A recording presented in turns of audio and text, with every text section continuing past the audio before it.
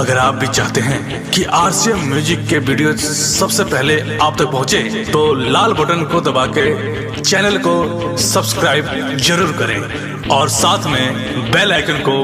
दबाना ना भूलें।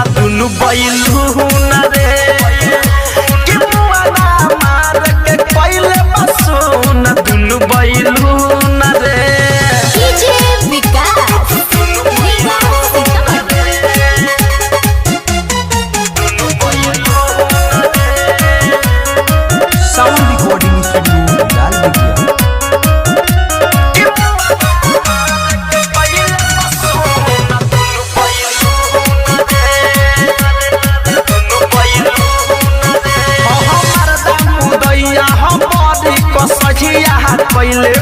गए पटेला रे सामान भइल खोखा छितर के गुर्दा बिना जैसे